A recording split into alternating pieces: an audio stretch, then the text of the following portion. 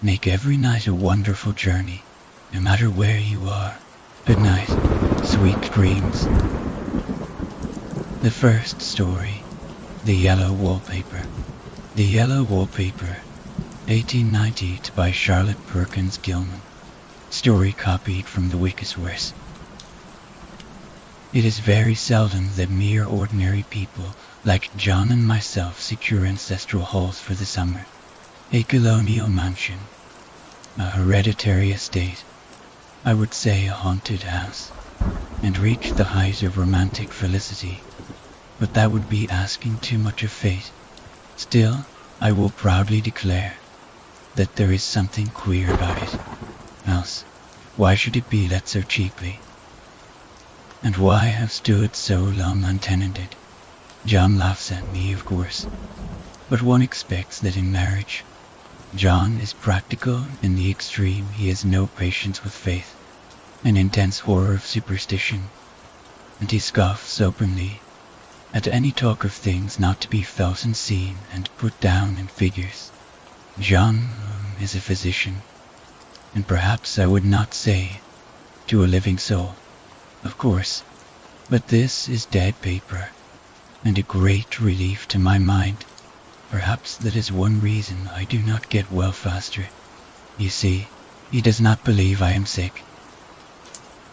And what can one do, if a physician of high standing, and one's own husband, assures friends and relatives that there is really nothing the matter with one but temporary nervous depression, a slight hysterical tendency? What is one to do?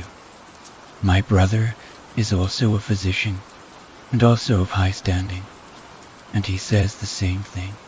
So I take phosphates or phosphites, whichever it is, and tonics, and journeys, and exercise, and am absolutely forbidden to work until I am well again.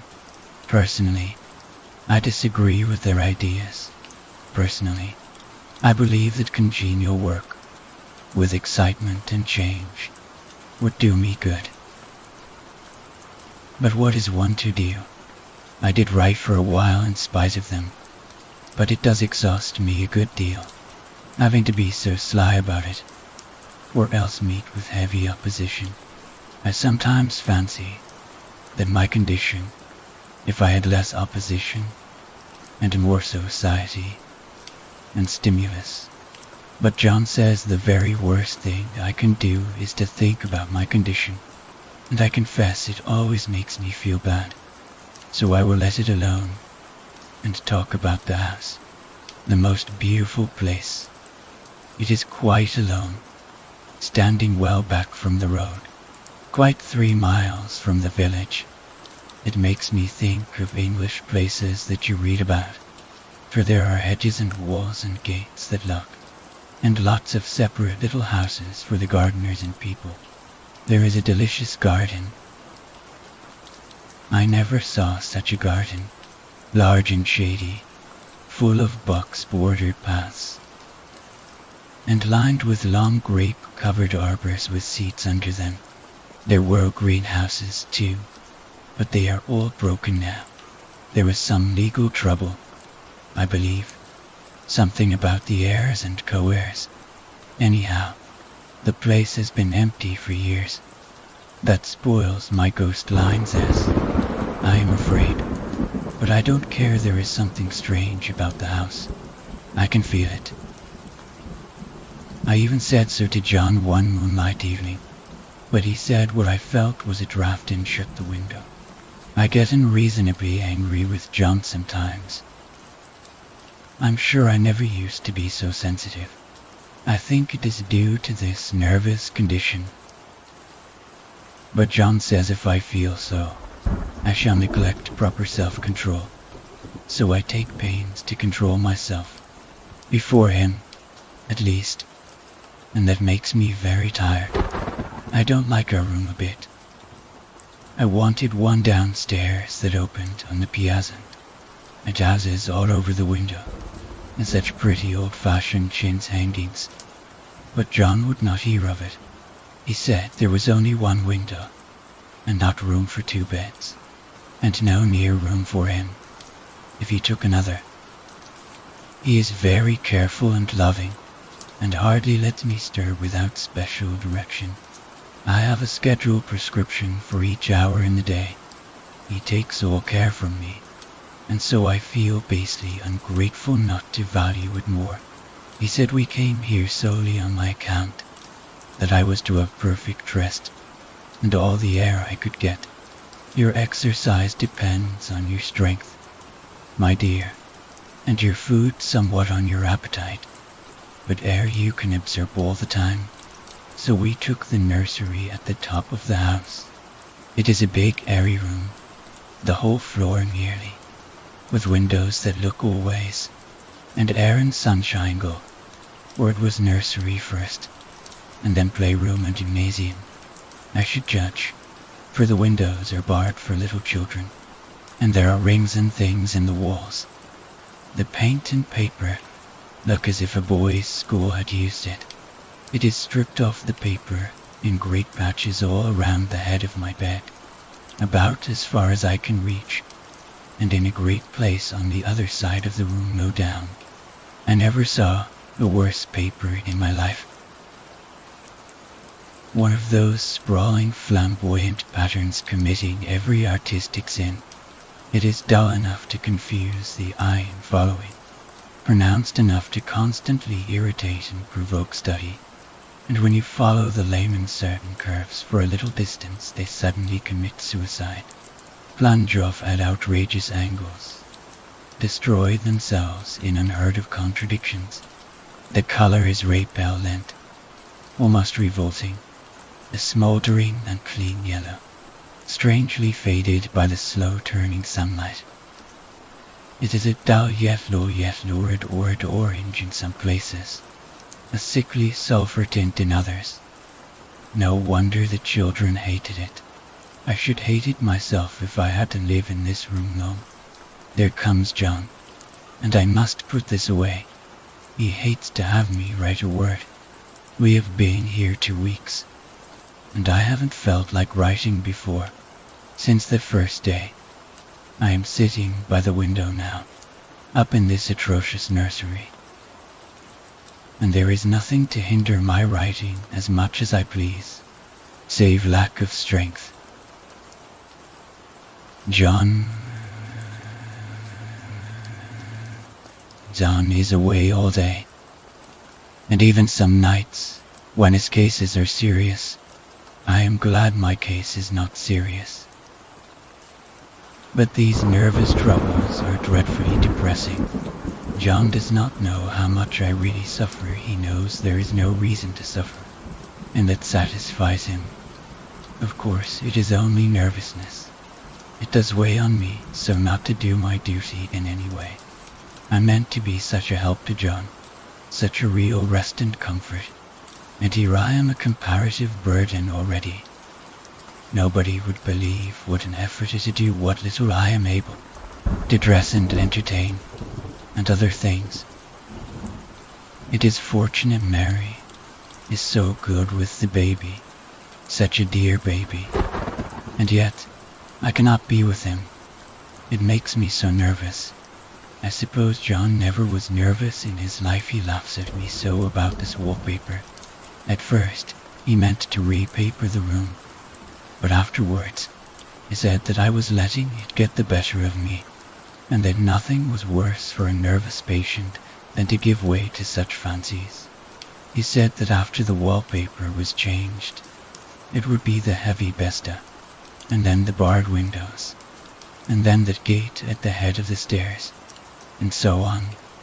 You know the place is doing you good, he said, and really, dear, I don't care to renovate the house, just for a 3 months rental. Then do let us go downstairs, I said. There are such pretty rooms there.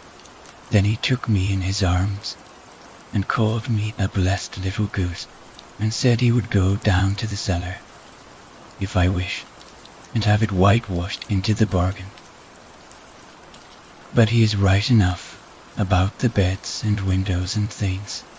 It is an airy and comfortable room as anyone need wish. And of course, I would not be so silly as to make him uncomfortable just for a whim. I'm really getting quite fond of the big room. Oh, but that horrid paper. Out of one window, I can see the garden. Those mysterious deep-shaded arbors. The riotous old-fashioned flowers.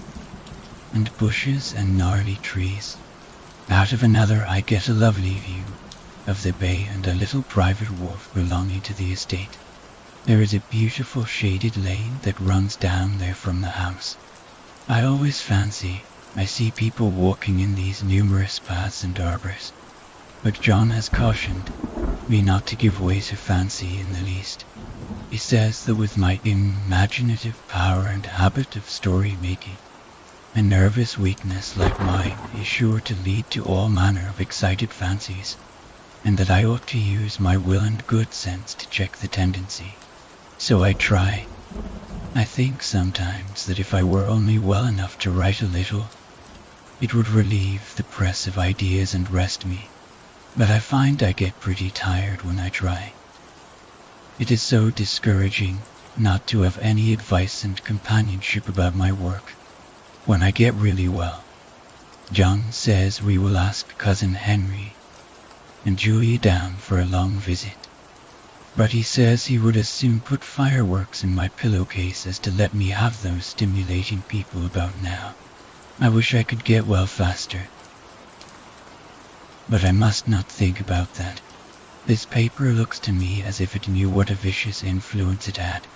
There is a recurrent spot where the pattern all ls like a broken neck into bulbous eyes stare at you upside down. I get positively angry with the impertinence of it and the everlastingness. Up and down and sideways they crawl, and those absurd and blinking eyes are everywhere. There is one place where the breadth didn't match, and the eyes go all up and down the line, one a little higher than the other. I never saw so much expression in an inanimate thing before, and we all know how much expression they have. I used to lie awake as a child and get more entertainment and terror out of blank walls and plain furniture than most children could find in a toy store. I remember what a kindly wink the knobs of our big old bureau used to have, and there was one chair that always seemed like a strong friend. I used to feel that if any of the other things looked fierce, I could always hop into that chair and be safe.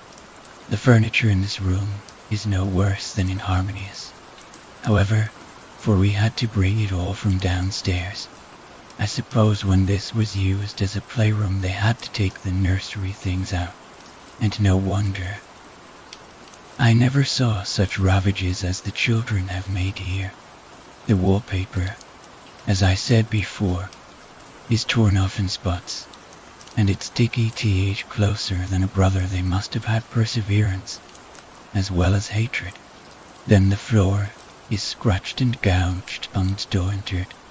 The plaster itself is dug out here and there, and this great heavy bed, which is all we found in the room, looks as if it had been through the wars. But I don't mind it a bit, only the paper. There comes John's sister, such a dear girl as she is, and so careful of me.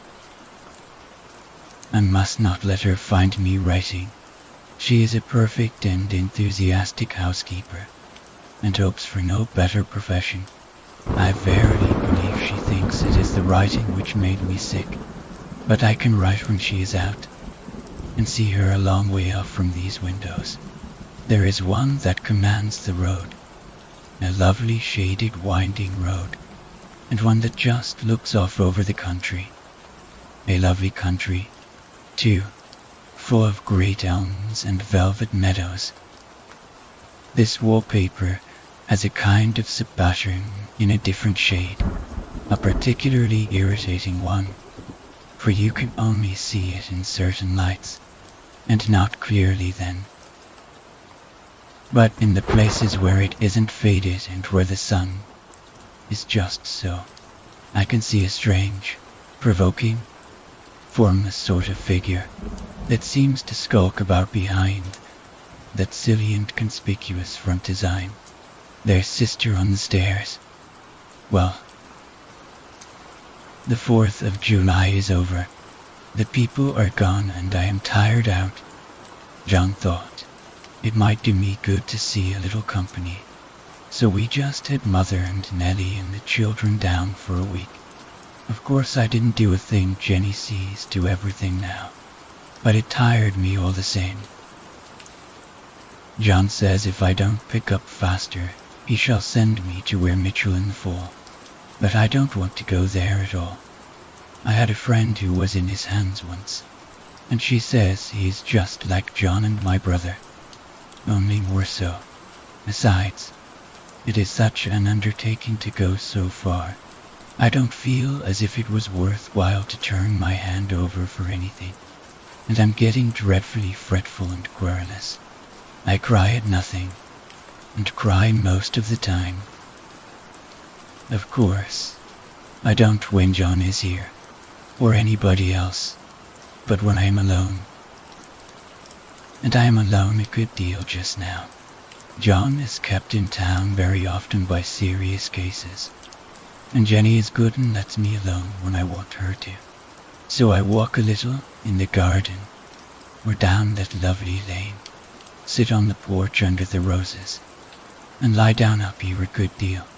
I'm getting really fond of the room in spite of the wallpaper, perhaps because of the wallpaper. It dwells in my mind so. I lie here on this great immovable bed is nailed down. I believe and follow that pattern about by the hour. It is as good as gymnastics, I assure you. I start, we'll say, at the bottom, down in the corner over there where it has not been touched, and I determine for the 1000th time that I will follow that pointless pattern to some sort of a conclusion. I know a little of the principle of design, and I know this thing was not arranged on any laws of radiation, or alternation, or repetition, or symmetry, or anything else that I ever heard of. It is repeated, of course, by the breadths, but not otherwise. Looked at in one way, each breadth stands alone. The bloated curves and flourishes, a kind of debased Romanesque, with delirium tremens, go waddling up and down in isolated columns of fatuity. But, on the other hand, they connect diagonally, and the sprawling outlines run off in great slanting waves of optic horror, like a lot of wallowing seaweeds in full chase. The whole thing goes horizontally, too. At least it seems so, and I exhaust myself in trying to distinguish the order of its going in that direction. They have used a horizontal breadth for a frieze, and that adds wonderfully to the confusion. There is one end of the room where it is almost intact, and there, when the cross lights fade in the low sun shines directly upon it, I can almost fancy radiation after all. The interminable grotesques seem to form around a common center, and rush off in headlong plunges of equal distraction. It makes me tired to follow it. I will take a nap, I guess. I don't know why I should write this. I don't want to. I don't feel able. And I know John would think it absurd, but I must say what I feel and think. In some way, it is such a relief, but the effort is getting to be greater than the relief. Half the time now, I am awfully lazy, and lie down ever so much. John says I you lose my strength, and as me take cod liver oil and lots of tonics and things, to say nothing of ale and wine and rare meat. Dear John, he loves me very dearly, and hates to have me sick. I tried to have a real earnest reasonable talk with him the other day, and tell him how I wish he would let me go, and make a visit to Cousin Henry and Julia, but he said I wasn't able to go, nor able to stand it after I got there.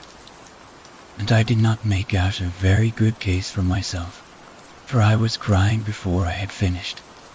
It is getting to be a great effort for me to think straight. Just this nervous weakness, I suppose. And dear John gathered me up in his arms and just carried me upstairs and laid me on the bed and sat by me and read to me till it tired my head.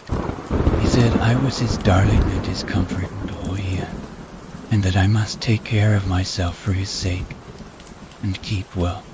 He says no one but myself can help me out of it, that I must use my will and self-control and not let any silly fancies run away with me.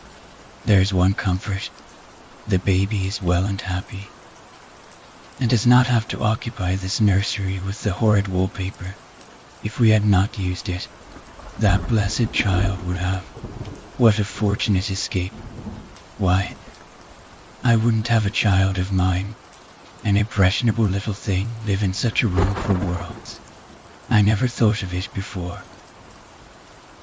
But it is lucky that John kept me here after all. I can stand it so much easier than a baby, you see. Of course I never mention it to them any more, I am too wise, but I keep watch of it all the same. There are things in that paper that nobody knows but me, or ever will. Behind that outside pattern the dim shapes get clearer every day. It is always the same shape, only very numerous. And it is like a woman stooping down and creeping about behind that pattern. I don't like it a bit. I wonder, I begin to think, I wish John would take me away from me. It is so hard to talk with John about my case, because he is so wise, and because he loves me so. But I tried it last night. It was moonlight, the moon shines in all around, just as the sun does. I hate to see it sometimes. It creeps so slowly, and always comes in by one window or another. John was asleep, and I hated to waken him, so I kept still and watched the moonlight on that undulating wallpaper till I felt creepy. The faint figure behind seemed to shake the pattern, just as if she wanted to get out. I got up softly and went to feel and see if the paper did move, and when I came back John was awake. "What is it, little girl?" he said.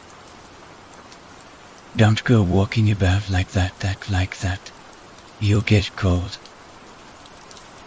I thought it was a good time to talk, so I told him that I really was not gaining here, and that I wished he would take me away. "Why, darling," said he, "our lease will be up in 3 weeks, and I can't see how to leave before. The repairs are not done at home, and I cannot possibly leave town just now, of course, if you were in any danger. I would, but you really are better, dear, whether you can see it or not. I am a doctor, dear, and I know you are gaining flesh and color. Your appetite is better. I feel really much easier about you. I don't weigh a bit more," said I, "nor as much, and my appetite may be better in the evening when you are here, but is worse in the morning when you are away. Bless her little heart," said he with a big hug. "She shall be as sick as she pleases. But now let's improve the shining hours by going to sleep, and talk about it in the morning." "And you won't go away?" I asked gloomily. "Why, how can I, dear?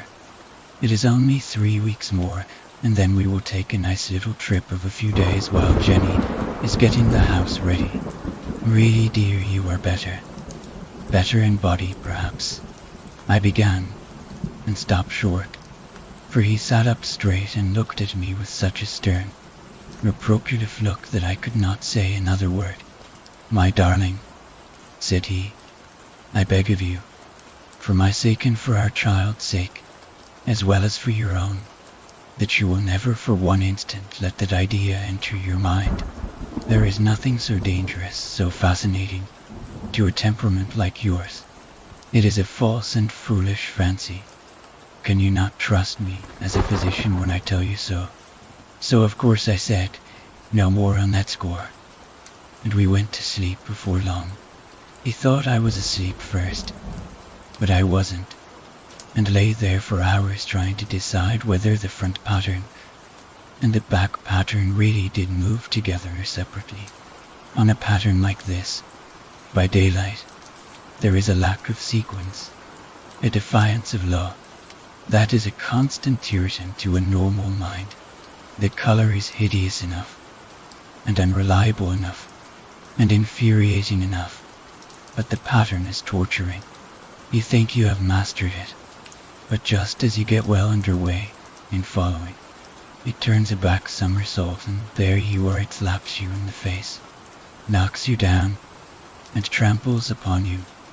It is like a bad dream.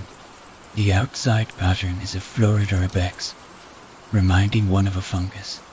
If you can imagine a toadstool in joints, an interminable string of toadstools, budding and sprouting in endless convolutions, why, that is something like it. That is, sometimes.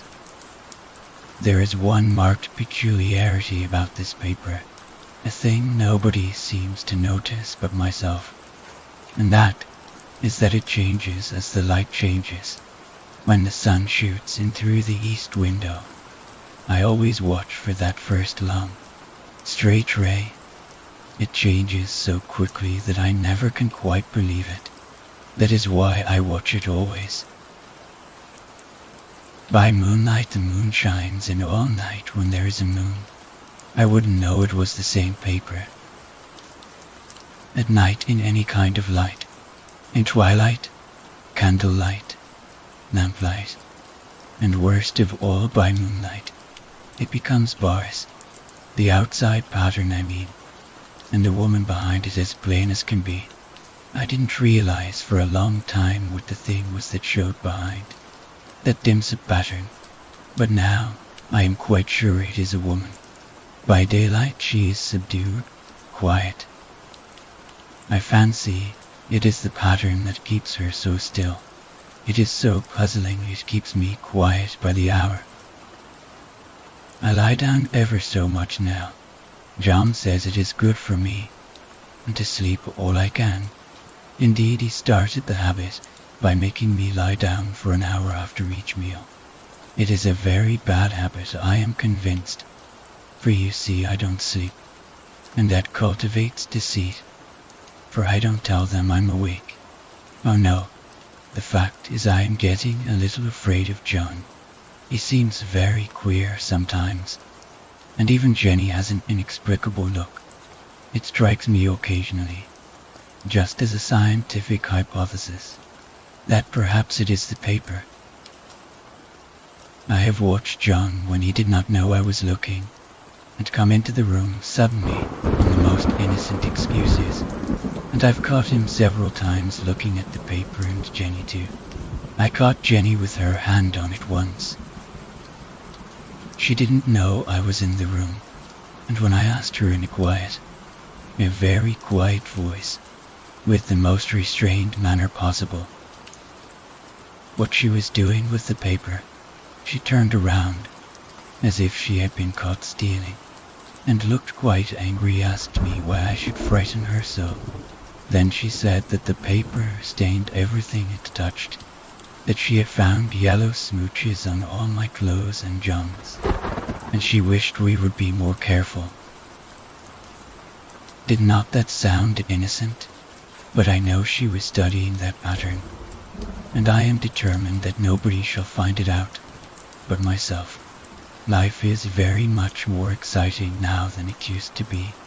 You see, I have something more to expect, to look forward to watch. I really do eat better, and am more quiet than I was. John is so pleased to see me improve. He laughed a little the other day, and said I seemed to be flourishing in spite of my wallpaper. I turned it off with a laugh. I had no intention of telling him. It was because of the wallpaper. He would make fun of me, he might even want to take me away. I don't want to leave now, until I have found it out. There is a week more, and I think that will be enough. I am feeling ever so much better. I don't sleep much at night, for it is so interesting to watch developments, but I sleep a good deal. In the daytime, it is tiresome and perplexing. There are always new shoots on the fungus, and new shades of yellow all over it. I cannot keep count of them, though I have tried conscientiously. It is the strangest yellow, that wallpaper. It makes me think of all the yellow things I ever saw. Not beautiful ones like buttercups, but old foul, bad yellow things. But there is something else about that paper, the smell. I noticed it the moment we came into the room, but with so much air and sun, it was not bad. Now we have had a week of fog and rain, and whether the windows are open or not, the smell is here. It creeps all over the house. I find it hovering in the dining room, skulking in the parlor, hiding in the hall, lying in wait for me on the stairs. It gets into my hair. Even when I go to ride, if I turn my head suddenly and surprise it, there is that smell, such a peculiar odor too. I have spent hours in trying to analyze it, to find what it smelled like. It is not bad at first, and very gentle, but quite the subtlest, most enduring odor I ever met. In this damp weather it is awful. I wake up in the night and find it hanging over me. It used to disturb me at first. I thought seriously of burning the house to reach the smell. But now I am used to it. The only thing I can think of that it is like is the color of the paper, a yellow smell. There is a very funny mark on this wall, low down, near the mopboard. A streak that runs round the room. It goes behind every piece of furniture, except the bed, along straight, even smooch as if it had been rubbed over and over. I wonder how it was done and who did it, and what they did it for. Round and round, round and round and round and round. It makes me dizzy. I really have discovered something at last, through watching so much at night. When it changes so, I have finally found out. The front pattern does move, and no wonder. The woman behind shakes it. Sometimes I think there are a great many women behind, and sometimes only one. And she crawls around fast, and her crowing shakes it all over. Then, in the very bright spots, she keeps still. And in the very shady spots, she just takes hold of the bars and shakes them hard. And she is all the time trying to climb through. But nobody could climb through that pattern it strangles so. I think that is why it has so many heads. They get through, and then the pattern strangles them off and turns them upside down, and makes their eyes white. If those heads were ever taken off, it would not be half so bad. I think that woman gets out in the daytime. And I'll tell you why. Privately, I've seen her. I can see her out of every one of my windows. It is the same woman. I know, for she is always creeping, and most women do not creep by daylight. I see her on that long road under the trees, creeping along, and when a carriage comes, she hides under the blackberry vines.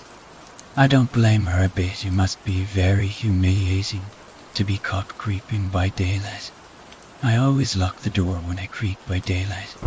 I can't do it at night, for I know John would suspect something at once. And John is so queer now that I don't want to irritate him. I wish he would take another room. Besides, I don't want anybody to get that woman out at night but myself. I often wonder if I could see her out of all the windows at once. But turn as fast as I can only see out of one at a time, and though I always see her, she may be able to creep faster than I can turn. I have watched her sometimes away off in the open country, creeping as fast as a cloud shadow in a high wind. If only the top pattern could be gotten off from the under one. I mean to try it, little by little. I have found out another funny thing, but I shan't tell it this time. It does not do to trust people too much. There are only 2 more days to get this paper off, and I believe John is beginning to notice. I don't like the look in his eyes, and I heard him ask Jenny a lot of professional questions about me. She had a very good report to give. She said I slept a good deal. John knows I don't sleep very well at night. For all I'm so quiet, he asked me all sorts of questions too, and pretended to be very loving and kind, as if I couldn't see through him. Still, I don't wonder he acts so, sleeping under this paper for 3 months. It only interests me, but I feel sure John and Jenny are secretly affected by it. Hurrah! This is the last day, but it is enough John is to stay in town overnight and won't be out until this evening. Jenny wanted to sleep with me, the sly thing, but I told her I should undoubtedly rest better for a night all alone. That was clever, for really I wasn't alone a bit. As soon as it was moonlight and that poor thing began to crawl and shake the pattern, I got up and ran to help her. I pulled and she shook. I shook and she pulled, and before morning we had peeled off yards of that paper, a strip about as high as my head and half around the room. And then when the sun came, and that awful pattern began to laugh at me, I declared I would finish it today. We go away tomorrow, and they are moving all my furniture down again, to leave things as they were before. Jenny looked at the wall in amazement, but I told her merrily that I did it out of pure spite at the vicious thing. She laughed and said she wouldn't mind doing it herself, but I must not get tired. How she betrayed herself that time, but I am here, and no person touches this paper but me, not alive. She tried to get me out of the room it was to patent, but I said it was so quiet and empty and clean now that I believed I would lie down again and sleep all I could. And not to wake me even for dinner, I would call when I woke. So now she is gone, and the servants are gone, and the things are gone, and there is nothing left but that great bed nailed down, with the canvas mattress we found on it. We shall sleep downstairs tonight, and take the boat home tomorrow. I quite enjoy the room, now it is bare again. How those children did tear about here. This besta is fairly not, but I must get to work. I have locked the door and thrown the key down into the front path. I don't want to go out, and I don't want to have anybody come in till John comes. I want to astonish him. I've got a rope up here that even Jenny did not find. If that woman does get out and tries to get away, I can't tie her, but I forgot I'd not reach far without anything to stand on. This bed will not move. I tried to lift and push it until I was lame, and then I got so angry I bit off a little piece at one corner, but it hurt my teeth. Then I peeled off all the paper I could reach standing on the floor. It sticks horribly and the pattern just enjoys it. All those strangle, the size and waddling fungus, growthing fungus growths, just shriek with derision. I am getting angry enough to do something desperate. To jump out of the window would be admirable exercise, but the bars are too strong even to try. Besides, I wouldn't do it. Of course not. I know well enough that a step like that is improper and might be misconstrued. I don't like to look out of the windows, even there are so many of those creeping women, and they creep so fast. I wonder if they all come out of that wallpaper as I did, but I am securely fastened now by my well-hidden rope. You don't get me out in the road there. I suppose I shall have to get back behind the pattern when it comes night, and that is hard. It is so pleasant to be out in this great room and creep around as I please. I don't want to go outside. I won't, even if Jenny asks me to. For outside, you have to creep on the ground, and everything is green instead of yellow. But here I can creep smoothly on the floor, and my shoulder just fits in that long smooch around the wall, so I cannot lose my way. Why, there's John at the door. It is no use, young man. You can't open it. Now he does call and pound. Now he's crying for an axe. It would be a shame to break down that beautiful door. John dear, said I in the gentlest voice, the key is down by the front steps, under a plantain leaf. That silenced him for a few moments. Then he said very quietly indeed, open the door, my darling. I can't, said I. The key is down by the front door under a plantain leaf. And then I said it again, several times, very gently and slowly, and said it so often that he had to go and see. And he got it, of course, and came and he stopped short by the door. What is the matter? He cried. For God's sake, what are you doing? I kept on creeping just the same, but I looked at him over my shoulder. I've got out at last, said I. In spite of you and Jane, and I've pulled off most of the paper, so you can't put me back. Now why should that man have fainted? But he did, and right across my path by the wall, so that I had to creep over him every time. The second story, the children knew, through their eyes, everything is harmless. I woke up easy that day as soon as my mom yelled up from the stairs. I was up. I got my clothes, showered, and in my daily morning routine that day, I headed downstairs and into the kitchen, where my two sisters and a little brother were eating breakfast. They looked at me with the same emotional gaze as mine, and I nodded, as if answering, although they already knew. They had the dream till my mom asked us why we were being so quiet, but we just shook our heads. Later, we started driving to school. Our mother commented on the 3 pale yellow holes in the sky. They had been there for weeks. They appeared overnight. They could be seen over the entire planet. Everyone had their theories of what they were. Some thought they were a sign from God. Some though a hole in the ozone layer.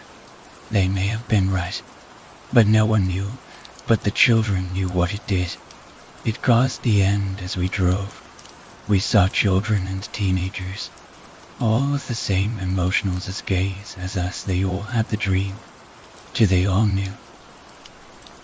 I reached school first, as mine was the first stop. I walked from the car and waved to them as they drove off. This would be the last time I would see them. I headed up the path to the yard of the school. Waiting to go in the normally semi-loud schoolyard was dead quiet. It was cold, but none of us cared. No one said a word. As none needed to be said, we all knew what each of us were thinking.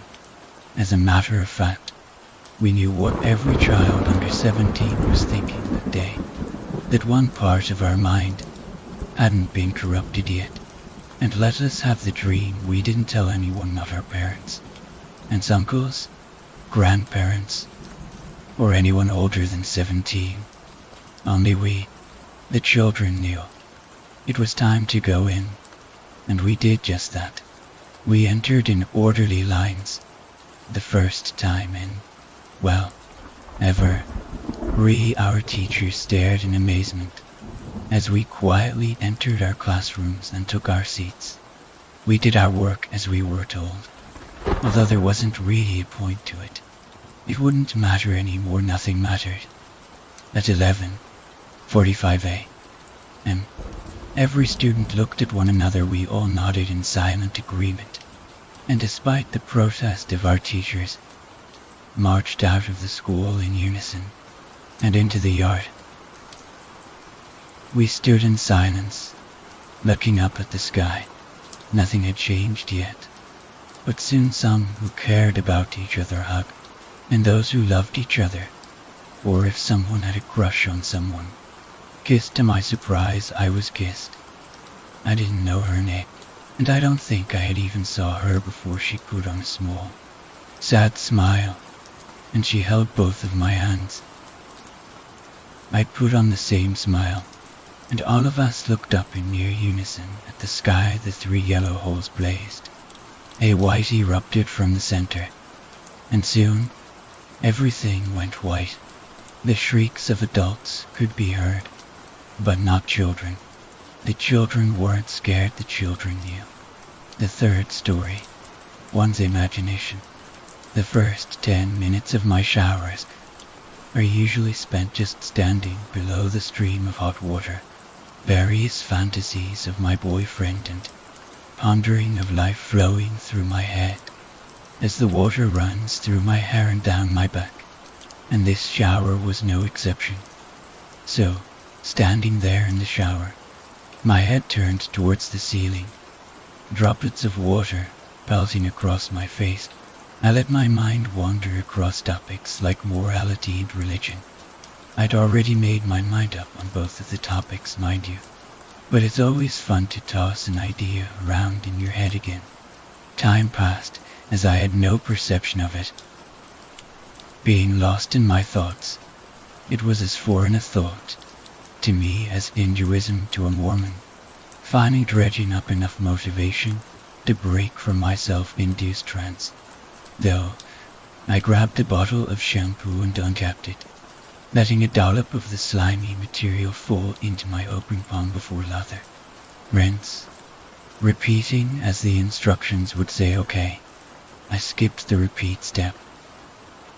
But when you have hair that reaches past your shoulder blades, your yearly shampoo costs could afford you a new gold watch or something of the sort.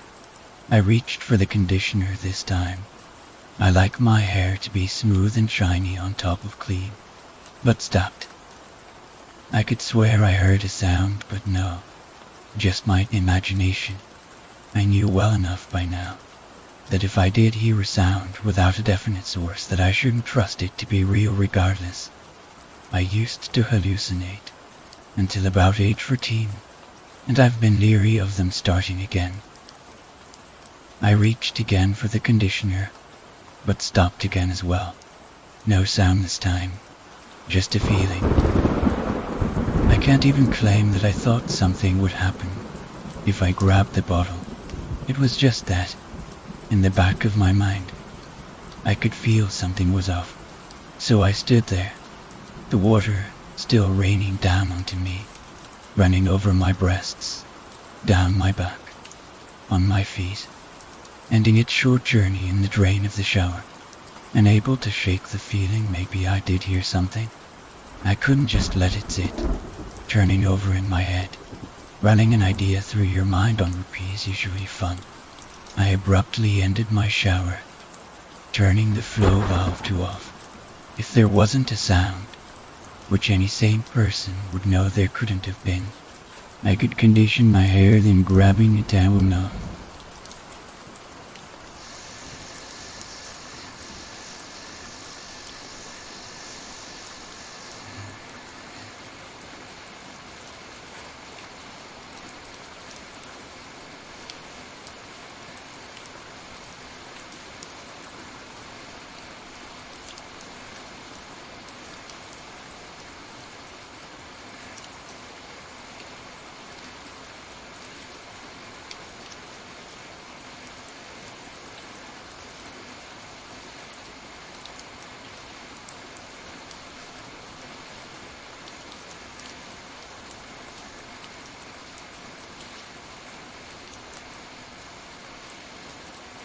there.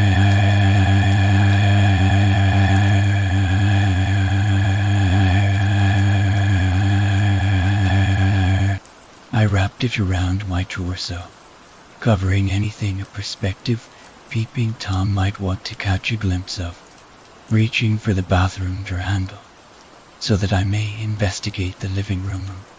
But, just like the conditioner, I couldn't bring myself grab it. There was a noise, and it's been reverberating throughout the room this entire time. I just hadn't been paying attention, my senses heightened by the adrenaline running through my veins, though I could hear it as clear as day. Now it was just a simple hum, low, quiet, but there, emanating from beyond the door from God knows what, and thick in the air like fog. I had to know, though, where it was coming from, what started it, why. It was in my living room. I closed my eyes and stood there in front of the door, my hand hovering above the knob for what felt like a short eternity, though I'm sure it was a whole of 10 seconds. It's amazing how your perception of time can distort when trying to work up the nerve to do such a simple task. I dropped my hand onto the knob, exhaling, my grip on the towel covering my body tightening, and I flung the door open, and what I saw unnerved me. Nothing. I saw nothing, absolutely nothing about my living room as abnormal, because everything I could see was in its normal place. The humming was louder now, though, with the door opened, it sounded reminiscent of a fluorescent light in some old factory, but louder. I wanted nothing more than to close the door and lock myself in the bathroom, because suddenly nothing about my unchanged house was the same, and alien land with the buzzing noise only intensifying the more I tried to ignore it. Everything in my body told me to retreat into the relative safety of my shower, yet unwilled by my leg moved, and I took a step forward. So I dropped my towel, and I walked across my living room, the loud humming sound encompassing my thoughts. There was no point in trying to stop myself. Maybe I had accepted defeat, but any attempts to control my legs at this point were completely futile. Whatever was causing the noise now owned my legs, compelling me to come to it, wherever it may be. Passing through the door on the other side of the living room, I finally did see something awry with the house. It was the windows. No eyes staring at me, or anything you might expect in some cliché horror movie. And that's actually why it was all the more horrifying to notice. On the other side of my window sat only blackness, so dark it couldn't be natural after all. It was only 7:0 p.m. The sun should have still been shining, or, at the least, I should have seen a street lamp. Nothing, just black. Apparently my legs had decided that it was time to wander up the stairs. I'd be lying if I said I wasn't scared out of my mind. Each step up the noise seemed to grow twice as loud. I tried my best to calm myself, though it was just a hallucination. Where was I going? The bedroom or the sunroom? The cat had turned on the radio by mistake. I didn't have a cat, though at the top of the stairs I went left, which was the way of the sunroom, though I was sure, like the rest of the windows I'd seen up until that point, there would be no sun peering in onto my bare skin. Each step closer to the door was agonizing. It felt like I was walking on lava, each bolt of pain shooting up my leg an imagined one, trying to stop myself. I didn't know what waited for me on the other side of that door, but I knew I didn't want to find out. No matter how hard I protested, my legs continued taking me closer to the door, and I started crying. That damned humming was deafeningly loud. Now, calling to me, it wanted me, and I knew that whatever it wanted me for was far from benevolent. My hand reached for the door. I begged and pleaded to myself that I could stop like I did with the bathroom door and with the conditioner, but my body ignored me and grabbed the handle, turning it slowly, like it was taunting me, trying to be dramatic before the big reveal. The door opened, very unlike a horror movie in that it didn't creak, and the humming came to a screeching halt replaced by silence. The windows were still black, but from them light still poured into the room. It seemed normal enough, though it was by no means sunlight. I glanced around the room, and it was as empty as it should have been. Why was I so afraid? The windows, though the humming, they're the thing sitting in the middle of the sunroom. When I finally saw it, I realized many things. It was very calming to look at. Yet doubly, it was the most horrifying thing I'd ever seen. The two emotions were disconnected from each other, though I was looking at two things, occupying exactly the same place in space and time, but my mind couldn't decide which to focus on. Which was the true being? I couldn't even properly describe them. Either eldritch abominations to the letter, so wrong to look at that it hurt my head to try and build a mental picture. The figure shifted slightly. If they could get any more grotesque, moving was the way, because as they did, an assortment of sounds echoed in my head. Bones cracking and flesh mumbling itself. It had a mouth. Or perhaps I was imagining it. But when I saw it open, all I knew is that I didn't want to hear it speak.